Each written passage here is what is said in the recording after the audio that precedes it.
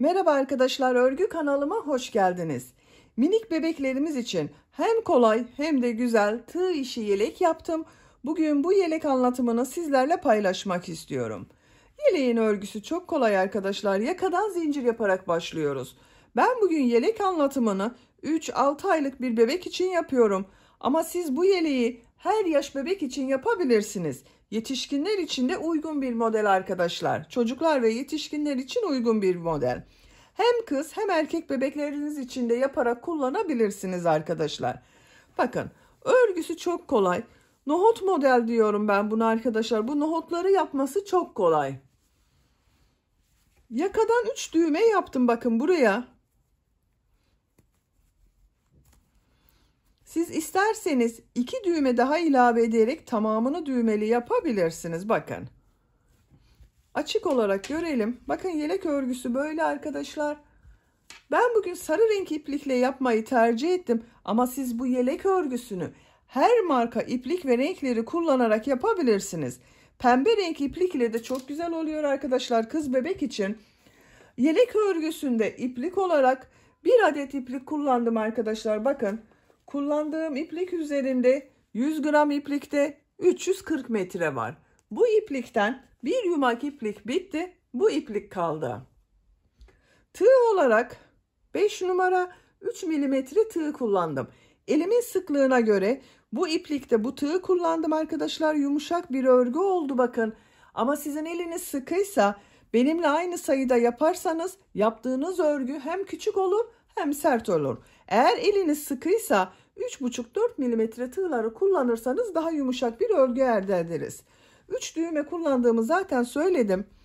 Ben bugün 3 aylık bebek için anlatıyorum arkadaşlar. Ama siz bu yeleği 1 yaş bebek için yapmak istiyorsanız arttırma sırasını 1 veya 2 sıra fazla yaparsanız 6-12 aylık bebek için olacaktır.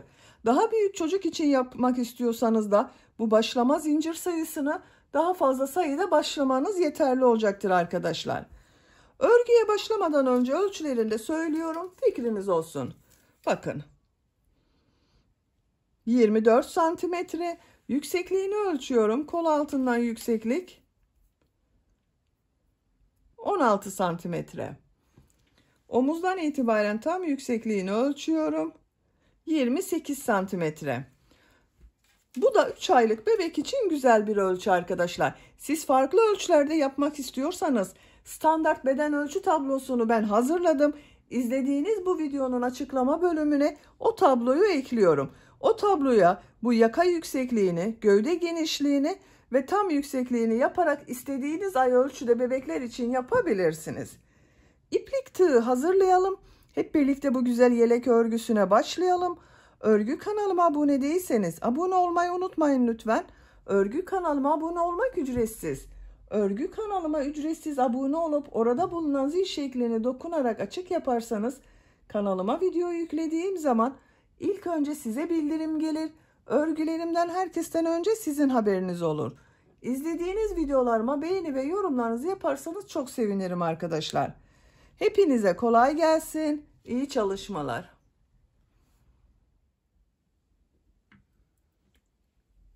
Örgüye yakadan zincir yaparak başlıyorum. Zincir yapmak için ilk ilmeği ben bu şekilde yapıyorum. Size nasıl kolay geliyorsa öyle ilmek yapabilirsiniz. Zincirleri yapmaya başlıyorum. Çok sıkı zincirler yapmıyorum bakın. 76 zincir yapalım.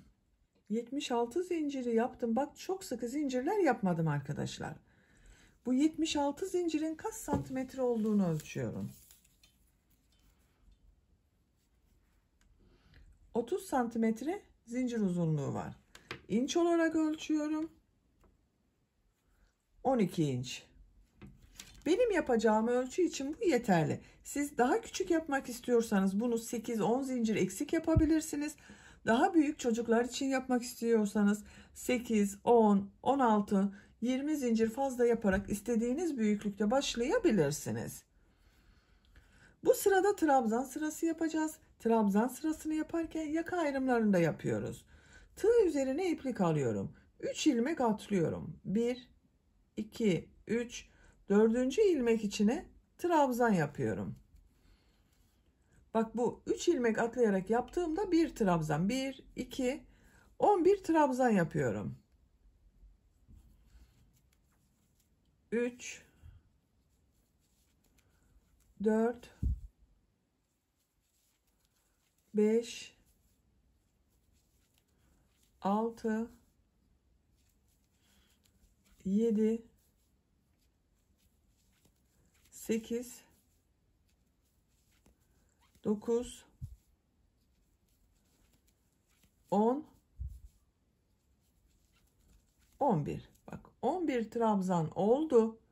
Arttırma yeri için bir zincir yapıyorum. Tığ üzerine iplik alıyorum. Kol bölümü için bak. İlk ilmek üzerine aynı ilmeği yapmıyorum arkadaşlar. Bak yanında bulunan ilmek üzerine trabzan yapıyorum. Kol bölümü için 15 trabzan yapıyorum ben. 2, 3, 4,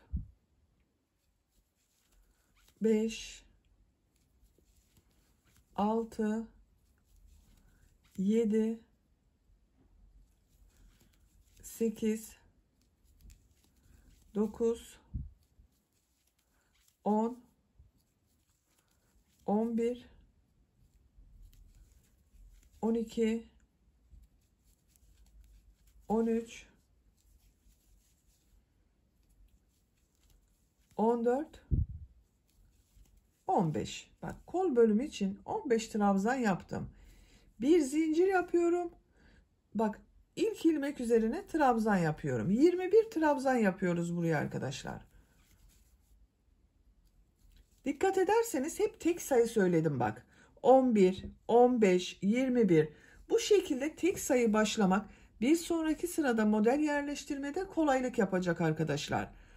Tek sayı olarak siz bunu 13 trabzan başlayabilirsiniz. 15 trabzan başlayabilirsiniz. Bu başlangıcı kol bölümünde 17, 19, 21 bu şekilde arttırmalar yaparak büyük ölçülerde yapabilirsiniz. Buraya da 21 trabzanı yapalım. 21 trabzanı yaptım. Bir zincir yapıyorum. Kol bölümü için 15 trabzan yapıyorum. Bak bu kolda 15 trabzan yaptım. Buraya da 15 trabzan yapıyorum. İlk ilmeğe bak trabzan yaptım. Diğer ilmeklere trabzan yaparak devam ediyorum. 15 trabzanı yapalım. Kol bölümü için 15 trabzan yaptım. Bir zincir yapıyorum. Tığ üzerine iplik alıyorum. 11 trabzan yapıyorum.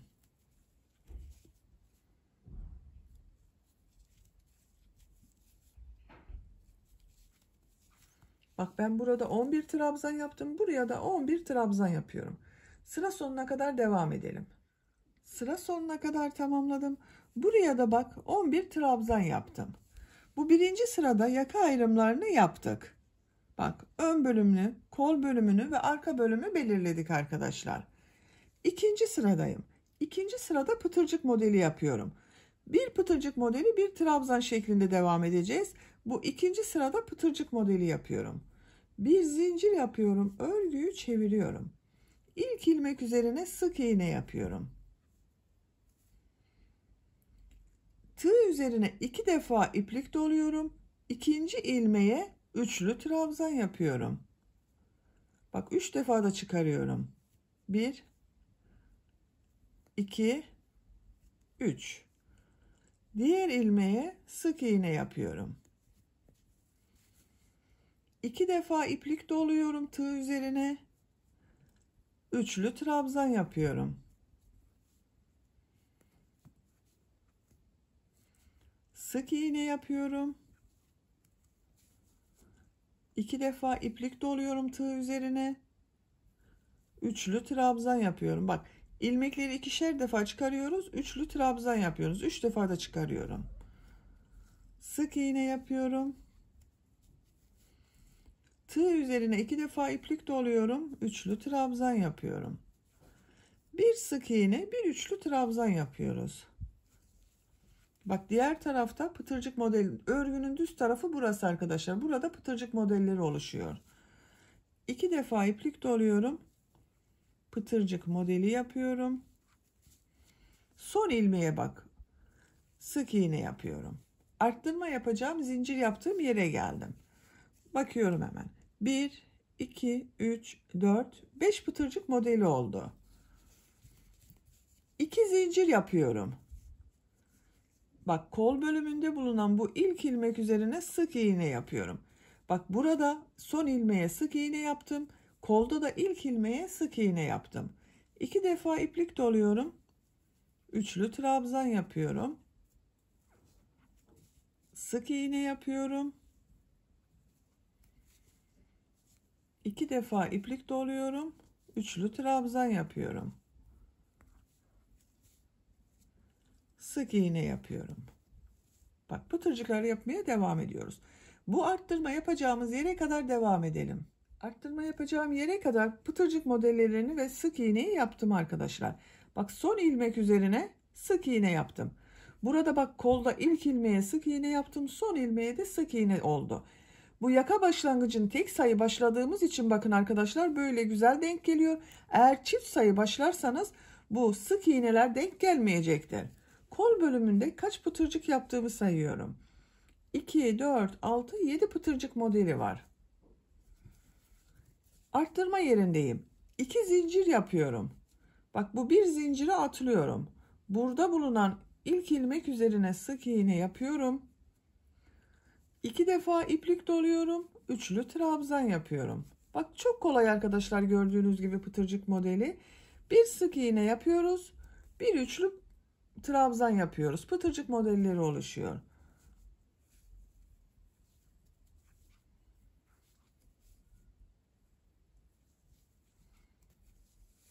Arttırma yapacağımız buraya kadar devam edelim. Arttırma yapacağım yere kadar tamamladım. Bak son ilmek üzerine sık iğne yaptım. Kaç pıtırcık modeli yaptığımı sayıyorum. 1, 2, 3, 4, 5, 6, 7, 8, 9, 10 pıtırcık modeli oldu.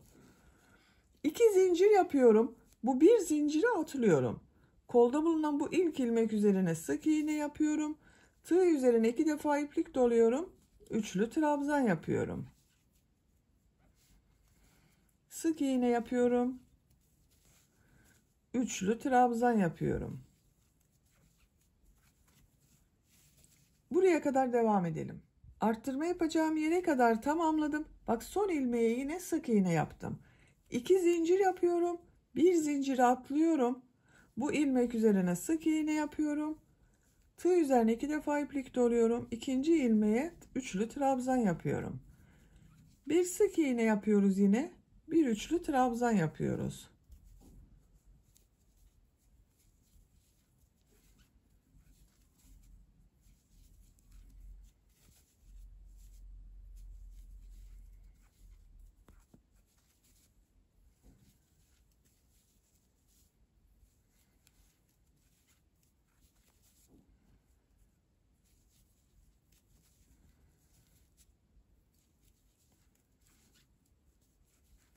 Bak en son üçlü trabzan yaptım. Burada bir alt sırada 3 ilmek atlayarak yaptığım trabzan var. Bu son zincir üzerine sık iğne yapıyorum. Bak sık iğne ile bitirdim. Burada da yine bak 2, 4, 5 pıtırcık modeli var. Burada da pıtırcık modeli 5 arkadaşlar.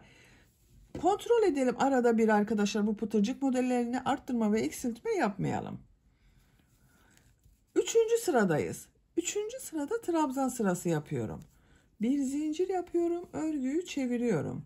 Bak bu ilk ilmek üzerine sık iğne üzerine trabzan yapıyorum. Her ilmek üzerine trabzan yapıyorum. Tığ üzerine iplik alıyorum. Bak bu pıtırcık yaptığım üçlü trabzanın üzerinde bulunan ilmeğe trabzan yapıyorum. Bu sık iğne üzerine trabzan yapıyorum. Bak bu ilmek üzerine trabzan yapıyorum.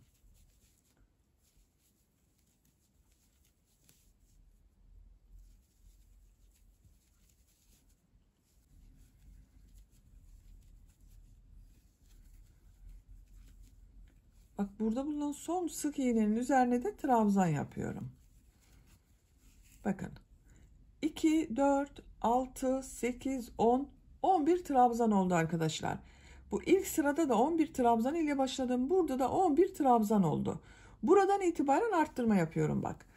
Burada 2 zincir yaptığım arttırma zincirleri var. Bunun üzerine 2 trabzan, 2 zincir, 2 trabzan yapıyorum.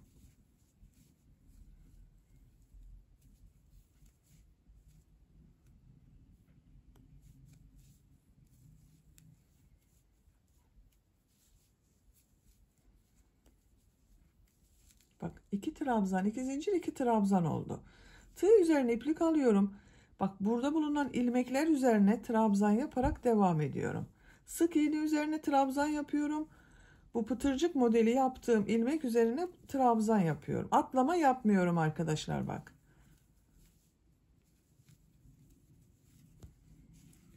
Bu arttırma yapacağımız yere kadar devam edelim. Arttırma yapacağım buraya kadar bak trabzanları yaptım. Bu arttırma zincirinin üzerine 2 trabzan, 2 zincir, 2 trabzan yapıyorum.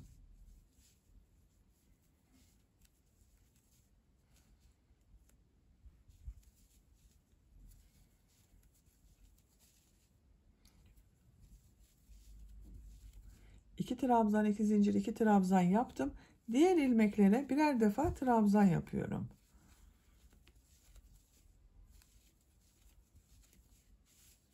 Arttırma yapacağımız buraya kadar devam edelim. Bak buraya da 2 trabzan, 2 zincir, 2 trabzan yapalım. Trabzanlara devam edelim.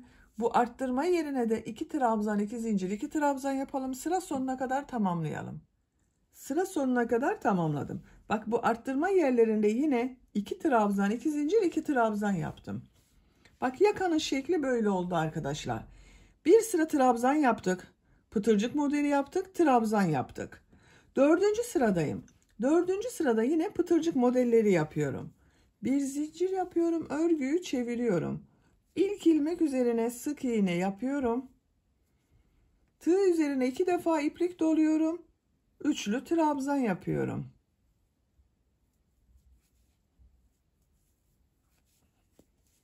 Sık iğne yapıyorum. 2 defa iplik doluyorum. Üçlü trabzan yapıyorum. Sık iğne yapıyorum. Bak bu şekilde pıtırcıklar oluyor. Arttırma yapacağımız buraya kadar devam edelim. Arttırma yapacağım yere kadar pıtırcık modellerini yaptım. Bak son ilmeğe yine sık iğne yaptım. Sık iğne ile başladım, sık iğne ile bitirdim. Bak arkadaşlar 2, 4, 6 pıtırcık modeli var. Burada 5 pıtırcık modeli oldu. Bak bu sırada 6 pıtırcık modeli oldu. Arttırma yeri için 2 zincir yapıyorum. Bak bu 2 zinciri atlıyorum. Bu ilk ilmek üzerine sık iğne yapıyorum. 2 defa iplik doluyorum. Üçlü trabzan yapıyorum. Bir sık iğne yapıyoruz. Bir üçlü trabzan yapıyoruz.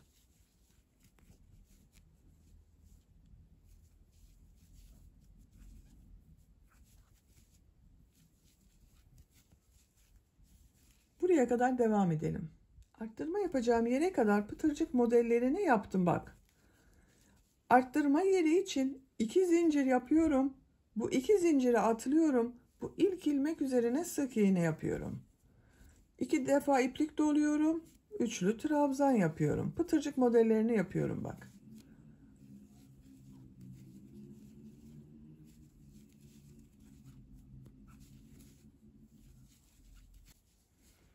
Bakın.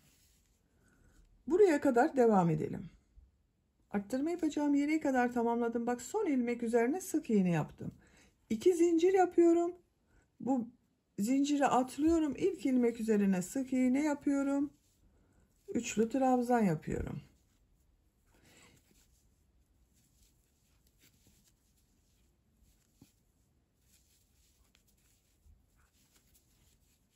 Buraya kadar devam edelim. Arttırma yapacağım yere kadar bak pıtırcık modellerini yaptım. 2 zincir yapıyorum. İlk ilmek üzerine sık iğne yapıyorum. Tığ üzerine 2 defa iplik doluyorum. Üçlü trabzan yapıyorum. Sıra sonuna kadar devam edelim. Sıra sonuna kadar tamamladım. Bak son ilmek üzerine sık iğne yaptım. Bakın. İkinci pıtırcık sırasını bitirdim arkadaşlar. 5. sıradayım. 5. sırayı trabzan sırası olarak yapıyorum. Bir zincir yapıyorum, örgüyü çeviriyorum. İlk ilmek üzerine trabzan yapıyorum. Bak, model üzerine trabzan yapıyorum. Sık iğne üzerine trabzan yapıyorum.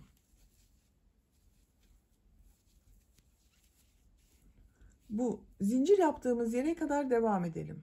Arttırma yapacağım yere kadar trabzanları yaptım. Bu arttırma yerine 2 trabzan, 2 zincir, 2 trabzan yapıyorum.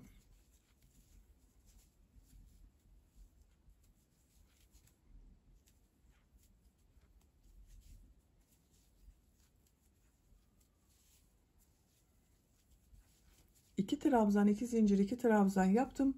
Diğer ilmekleri de trabzan yaparak devam ediyorum.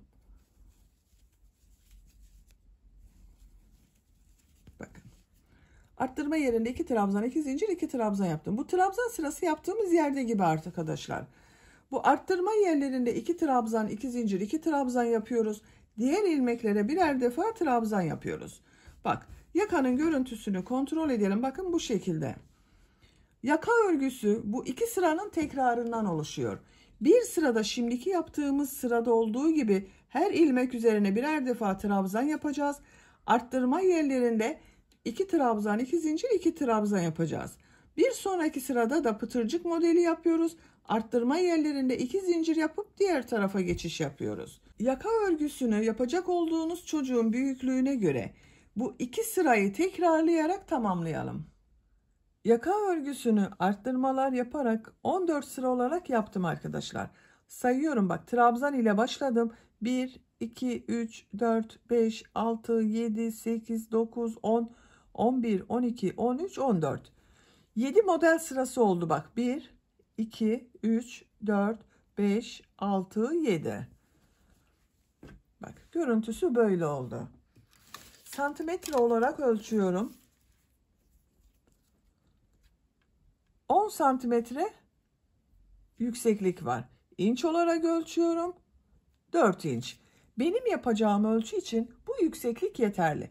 Siz biraz büyük olsun diyorsanız bir model sırası daha devam edebilirsiniz. Bak, trabzan sırasındayım. Bu sıradan itibaren kol bölümünü gövde bölümünden ayırıyorum. Gövdenin örgüsüyle örgüye devam ediyorum. Bir zincir yapıyorum. Örgüyü çeviriyorum. İlk ilmek üzerine trabzan yapıyorum. Diğer ilmekleri de trabzan yaparak devam ediyorum.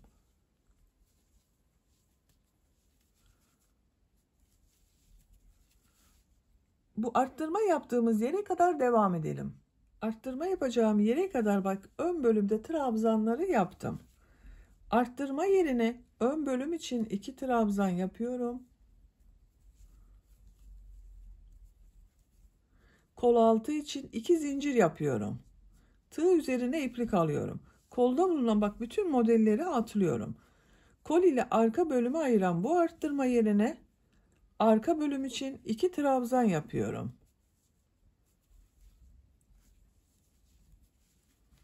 Bak, bu şekilde kolu gövde bölümünden ayırdık. Diğer ilmeklere birer defa trabzan yapıyorum.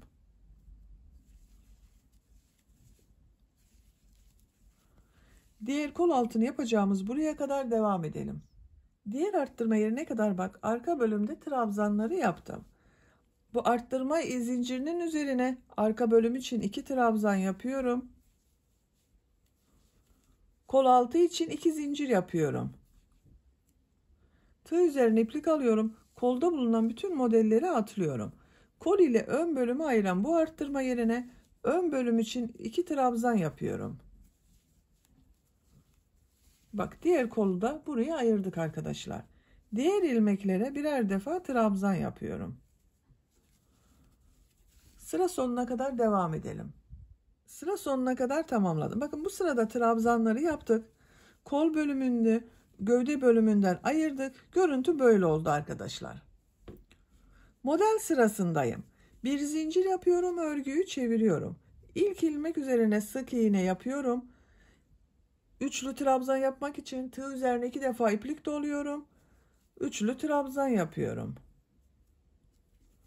Sık iğne yapıyorum. Üçlü trabzan yapıyorum. Model aynı şekilde devam ediyor. Bu kol altına kadar devam edelim. Kol altı yaptığım yere kadar bak modelleri yaptım. En son ilmeğe buraya sık iğne yaptım. Kol altında 2 zincir yaptım. Bu 2 zincirin bak ilk zincir üzerine üçlü trabzan yapıyorum.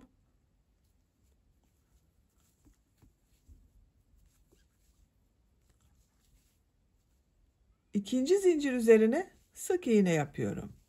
Bak modeli devam ediyorum. Üçlü trabzan yapıyorum.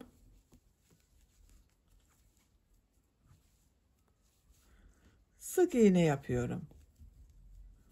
Üçlü trabzan yapıyorum. Sık iğne yapıyorum. Bak kol altında bulunan zincir üzerine de model yaptım. Diğer kol altı yaptığımız yere kadar devam edelim. Diğer kol altı yaptığım yere kadar bak modelleri yaptım. Burada bak son ilmek üzerine üçlü trabzan oldu arkadaşlar. Bu iki zincirin ilk zincir üzerine sık iğne yapıyorum. İkinci zincir üzerine üçlü trabzan yapıyorum. Bu ilmek üzerine sık iğne yapıyorum. Üçlü trabzan yapıyorum. Sık iğne yapıyorum. Üçlü trabzan yapıyorum.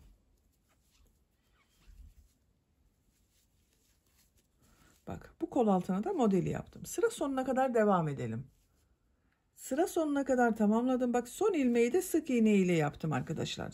Sıra başında sık iğne ile başladım. Sıra sonu bak sık iğne ile bitti. Bak modeller devam ediyor. Hiç değişiklik olmadı.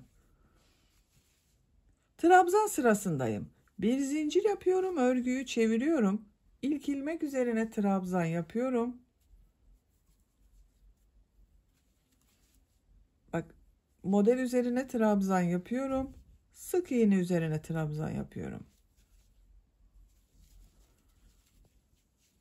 Sıra sonuna kadar devam edelim. Trabzan yaparak sıra sonuna kadar tamamladım. Bir zincir yapıyorum, örgüyü çeviriyorum. Model sırasındayım. İlk ilmek üzerine sık iğne yapıyorum. 2 defa iplik doluyorum tığ üzerine. Üçlü trabzan yapıyorum. Pıtırcık modelini yapıyorum bak. Sık iğne yapıyorum. Üçlü trabzan yapıyorum. Sık iğne yapıyorum. Bakın arkadaşlar. Gövde bölümünün örgüsü bu şekilde devam edecek. Model sıralarını tekrarlayarak yapacak olduğunuz çocuğun büyüklüğüne göre gövde yüksekliğini tamamlayalım. Gövde örgüsünü yapacağım ölçüye göre tamamladım. Kaç model sırası yaptığımı sayıyorum. Bak kol altından sonra 1, 2, 3, 4, 5, 6, 7, 8, 9, 10 model sırası oldu. Son sırada bak trabzan sırası yaptım. Burada bitirdim. Başlangıçtan itibaren kaç model sırası yaptığımda sayıyorum. Bak 1, 2, 3, 4, 5, 6, 7, 8, 9, 10, 11, 12, 13, 14, 15, 16, 17 model sırası var. Görüntü bak böyle. Santimetre olarak da ölçmek istiyorum. Bazı arkadaşlar el sıklığına göre bu sıra sayısı değişebilir arkadaşlar. 15 santimetre yükseklik var. Şimdi ön patları yapmak istiyorum ben buraya. Düğme iliği de yapacağız. Bak ipliğin ucu burada. Bir sıra sık iğne yapıyorum bu yaka başlangıcına kadar. Bir zincir yapıyorum. İlk ilmek üzerine sık iğne yapıyorum. Bak buraya bir sık iğne yapıyorum. İlmekler zaten görünüyor bak.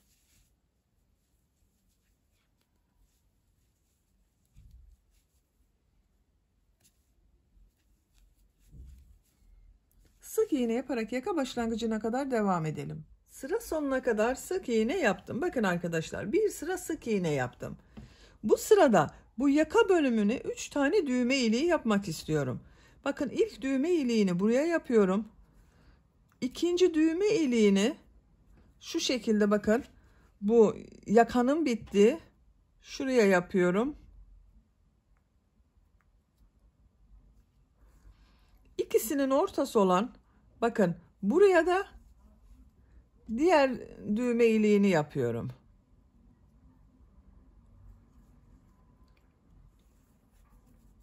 Bir zincir yapıyorum, örgüyü çeviriyorum. İlk ilmek üzerine sık iğne yapıyorum. Düğme iliği için 2 zincir yapıyorum. 2 ilmek atlıyorum, sık iğne yapıyorum. Kaç sık iğne yaptığımda sayalım. Bakın buraya kadar sık iğne yapıyorum. 1 2 3 4 5 6 7 8. Bakın diğer düğme iliği yapacağım yere geldim. Düğme iliği için 2 zincir yapıyorum. 2 ilmek atlıyorum. Sık iğne yapıyorum. Bu iki düğme iliği arasına 8 sık iğne yaptım. Buraya da 8 sık iğne yapıyorum.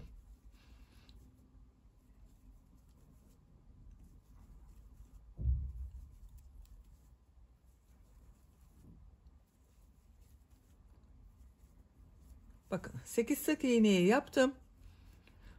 Düğme iliği için 2 zincir yapıyorum. 2 ilmek atlıyorum. Sık iğne yapıyorum. Diğer ilmeklere sık iğne yaparak devam ediyorum. Bakın arkadaşlar. Yaka bölümüne 3 düğme iliği yaptım. 1 2 3. Siz isterseniz tamamını düğmeli yapabilirsiniz. 2 düğme iliği daha yapabilirsiniz buraya. Sıra sonuna kadar sık iğneler yapalım. Sıra sonuna kadar sık iğne olarak yaptım. Bir zincir yapıyorum, örgüyü çeviriyorum. Bu sırada yarım trabzan yapıyorum. Bakın tığ üzerine iplik alıyorum. Aynı ilmek içine trabzan yapıyor gibi aldım. Bir defa da çekiyorum bakın. Yarım trabzanlar yapıyorum.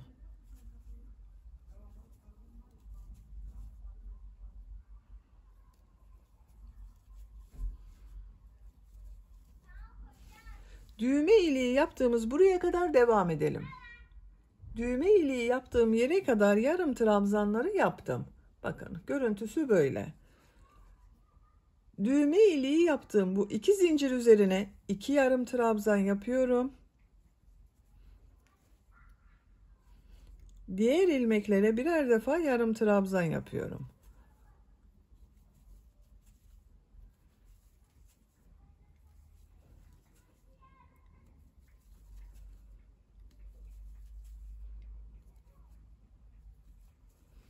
Bakın bu düğme iliğinin üzerine de 2 yarım trabzan yapıyorum. Diğer ilmeklere bir yarım trabzan yapıyorum.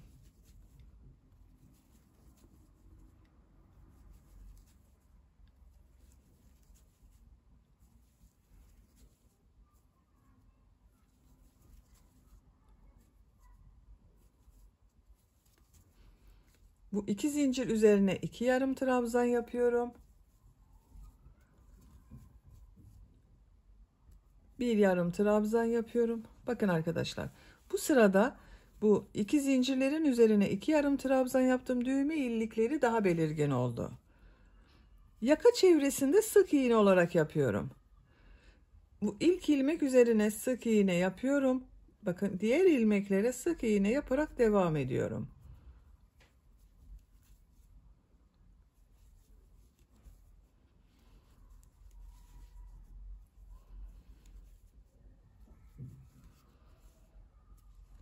Diğer uç noktaya kadar devam edelim. Yaka çevresinde sık iğne yaparak bakın buraya kadar yaptım.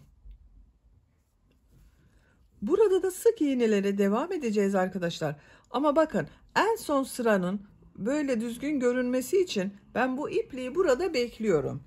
İpliğin diğer ucunu bakın çıkardım. Buradan 2 sıra sık iğne yapıyorum. Daha sonra 3. sırayı bu iplik ile devam ediyorum.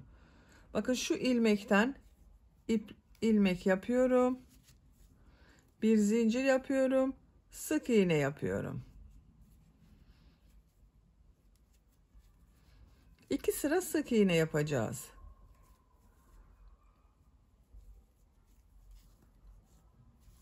Sıra sonuna kadar devam edelim. Sıra sonuna kadar sık iğne yaptım. Bir zincir yapıyorum. Örgüyü çeviriyorum. İlk ilmek üzerine sık iğne yapıyorum. Diğer ilmeklere sık iğne yaparak devam ediyorum. Yine sık iğne sırası yapıyorum. Sıra sonuna kadar devam edelim. Burada düğme iliği yapmıyoruz arkadaşlar. Bakın düğme iliğini buraya yaptım. Burayı düz yapıyoruz. Sıra sonuna kadar sık iğneyi yaptım. Bakın 2 sıra sık iğne yaptım arkadaşlar. İpliği kesiyorum.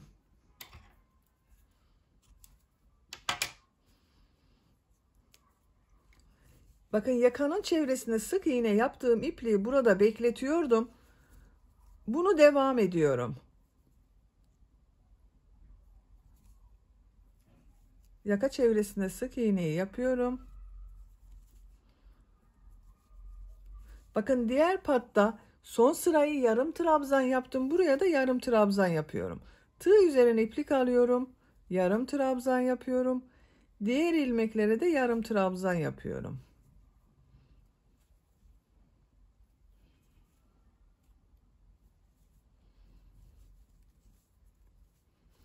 Sıra sonuna kadar devam edelim. Üçüncü sırada yarım trabzan yaparak bakın sıra sonuna kadar tamamladım. Buranın dönüşü bakın bu şekilde düzgün oldu arkadaşlar. Uç bölümdeyiz. Uç bölümde pıtırcık modelleri yapıyorum. Bakın en son ilmeğe yarım trabzan yaptım.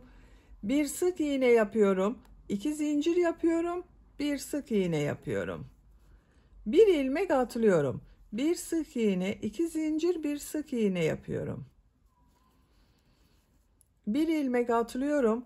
Bir sık iğne, 2 zincir, bir sık iğne yapıyorum.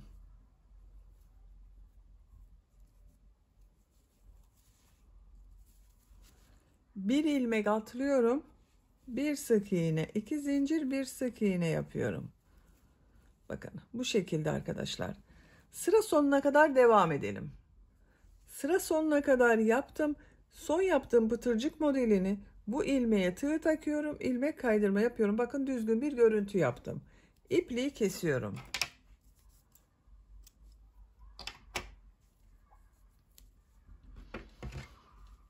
Bakın arkadaşlar gövde bölümünü bitirdik. Bu şekilde oldu. Buraya da düğmelerini dikip kullanabiliriz. Şimdi kol örgüsünü yapalım. Kol örgüsüne kol altından başlıyorum.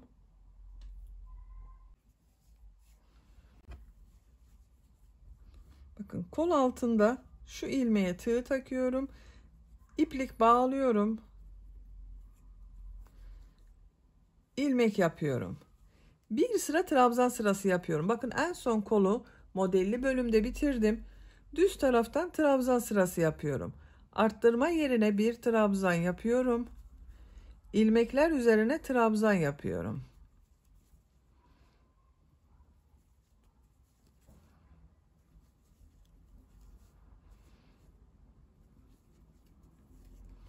Sıra sonuna kadar devam edelim. Sıra sonuna kadar yaptım. Arttırma yerine bir trabzan yapıyorum. Kol altında yaptığım ilmek ile ilmek kaydırma yaparak birleştiriyorum. Bakın bir sıra trabzan sırasını yaptım. Şimdi model sırasındayım. Örgüyü çeviriyorum. Tığ üzerine 2 defa iplik doluyorum. Bu ilk ilmek üzerine üçlü trabzan yapıyorum. Sık iğne yapıyorum.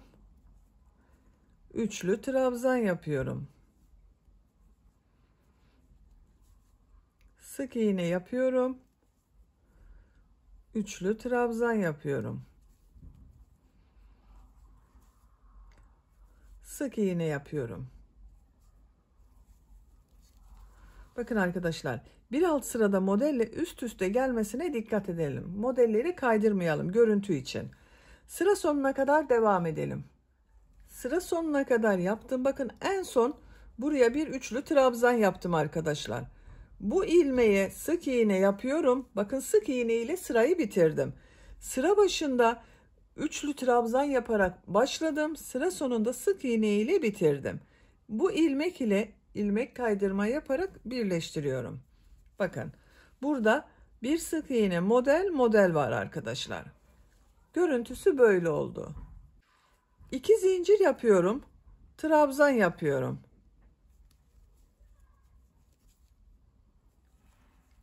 Her ilmek üzerine trabzan yapıyorum.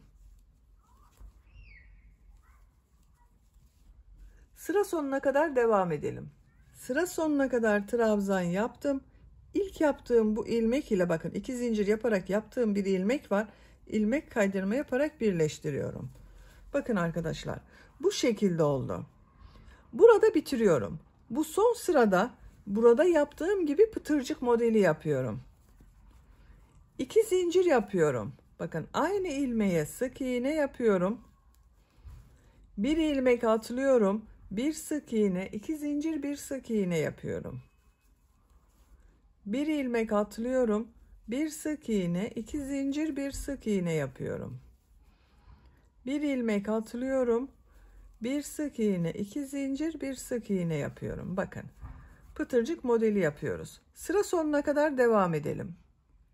Sıra sonuna kadar yaptım. Bakın son pıtırcık modelini ilk yaptığım bu ilmek ile ilmek kaydırma yaparak birleştiriyorum. İpliği kesiyorum.